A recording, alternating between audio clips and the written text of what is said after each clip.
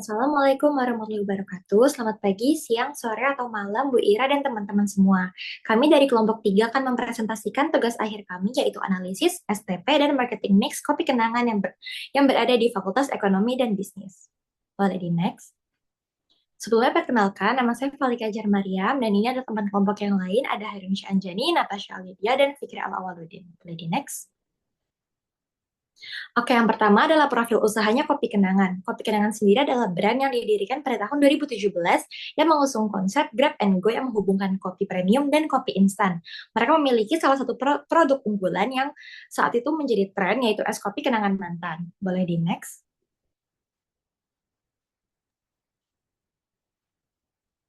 Ya, untuk latar belakangnya sendiri, Kopi Kenangan ini didirikan pada tahun 2017 dengan konsep Grab and Go dengan tujuan untuk menjangkau masyarakat kelas menengah agar memiliki kopi yang berkualitas, harga terjangkau, dan juga praktis.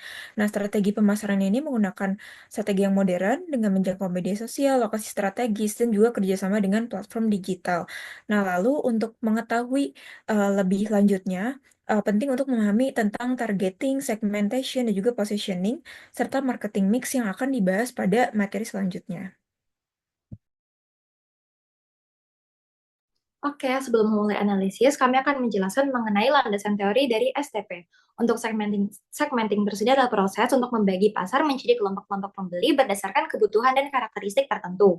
Untuk targeting, yaitu menentukan segmen pasar yang akan menjadi sasaran perusahaan, dan positioning adalah proses untuk memposisikan produk atau merek di benak konsumen agar lebih mudah dikenali dan diingat. Boleh di next?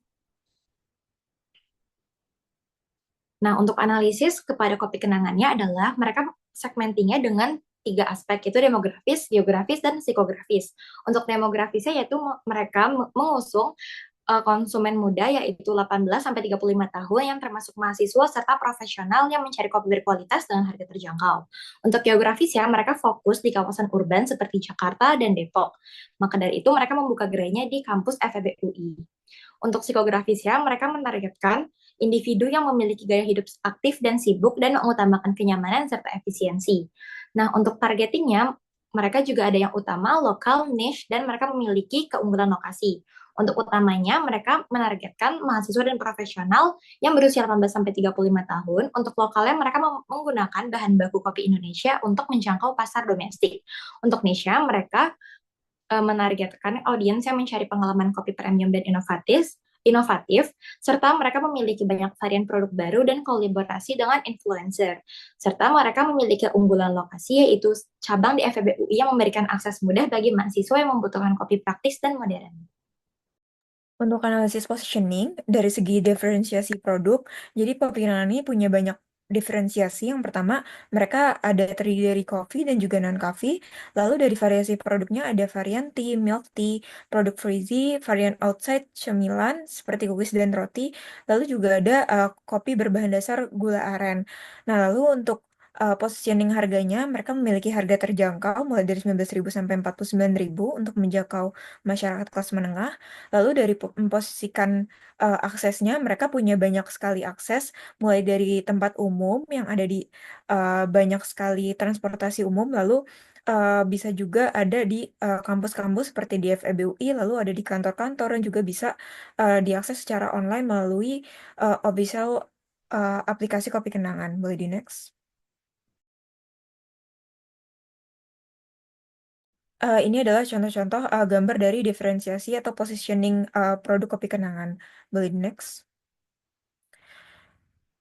Oke, untuk selanjutnya marketing mix yang pertama yaitu produk. Dari landasan teorinya, produk ini merupakan barang atau jasa yang ditawarkan suatu usaha kepada konsumen untuk memenuhi kebutuhan atau keinginannya. Nah, aspek utama yang dibahas dalam produk di sini adalah kualitas, fitur, desain dan estetika, merek, layanan dan dukungan, lalu inovasi produk. Boleh di next.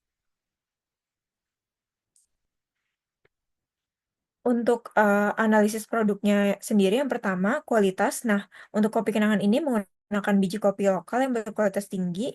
Nah, hal ini untuk membuat cita rasa produk tuh lebih otentik dan juga mendukung para petani lokal. Nah, untuk fiturnya sendiri, yang tadi kopi kenangan memiliki beragam varian, mulai dari kopi, non-kopi, lalu juga ada outside, ada frizzy, ada ada berarti juga cookies, lalu ada juga produk inovasi musiman, ada juga produk botolan. Lalu dari layanan dukungan, mereka memiliki layanan berupa adjust kadar gula dan juga es batu, lalu ada juga adjust berbagai topping. Lalu untuk desain dan estetika, untuk kemasannya sendiri terdiri dari berbagai ukuran, mulai dari regular, large, jumbo, dan juga 1 liter. Lalu dari kemasan tote bag untuk tersedia untuk kemasan yang di take away. Boleh di next. Lalu untuk analisis produk yang selanjutnya ada inovasi. Nah, mereka selalu melakukan inovasi di setiap musim. Misalkan untuk varian Blewa di bulan Ramadan, lalu untuk varian Fruit saat berkolaborasi dengan Thailand dan juga One Piece. Lalu ada juga kolaborasi dengan Outside atau susu kedelai. Ada juga inovasi kemasan botol praktis yang dijangkau di supermarket. Lalu untuk mereknya sendiri, mereka menggunakan nama kopi kenangan yang biasa disingkat dengan Kopkan. Lalu penamaan menunya digunakan dengan nama-nama yang menarik. Seperti contoh pada menu tersebut, boleh di next.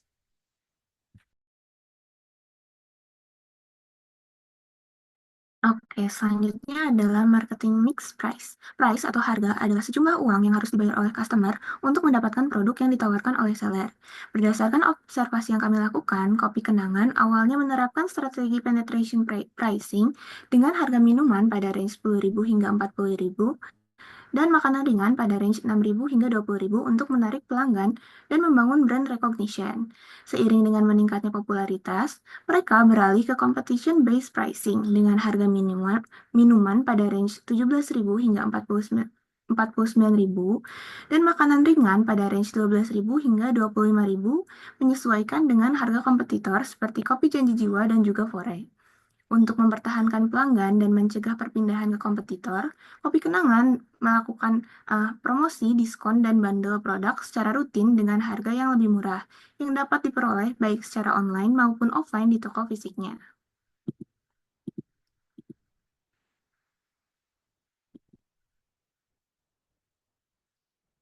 Selanjutnya adalah marketing mix place.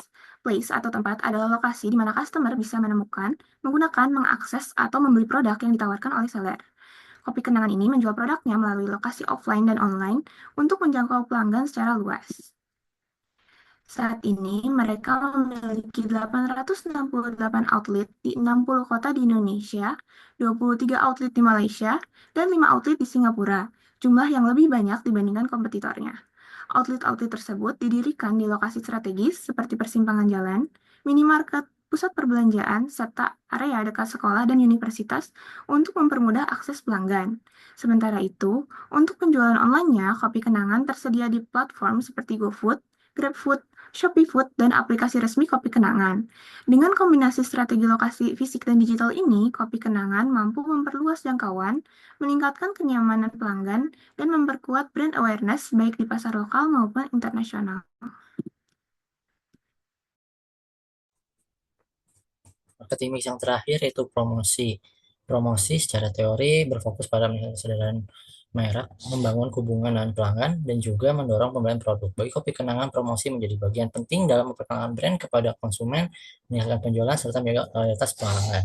Nah, berdasarkan analisis, Kopi Kenangan menggunakan branding yang kuat dan kreatif, lalu kampanye di media sosial seperti IG dan TikTok, kerjasama dengan platform digital seperti GrabFood, ShopeeFood, dan lain-lain, ada promo diskon dan juga loyalty, gitu ya. Lalu ada influencer marketing, meng-hire influencer-influencer lokal maupun lalu yang ini ada word of mouth, eh, mulut ke mulut, dan yang terakhir adalah iklan dan aktivasi online gitu. Boleh di next. Dan terakhir untuk kesimpulan, Kopi Kenangan sendiri ini sudah menargetkan konsumen muda 18 sampai 35 tahun, khususnya mahasiswa dan profesional. Nah, dengan menawarkan kopi berkualitas autentik dan harga terjangkau, strategi STP diterapkan melalui segmentasi demografis, geografis, dan psikografis. Marketing mix meliputi produk berkualitas, harga kompetitif, lokasi strategis, offline maupun online, dan promosi kreatif via media sosial dan kemitraan digital. Sekian presentasi mengenai analisis kopi kenangan dari kelompok kami. Apabila ada yang ingin ditanyakan, boleh untuk di kolom komentar atau menghubungi salah satu dari kami. Terima kasih.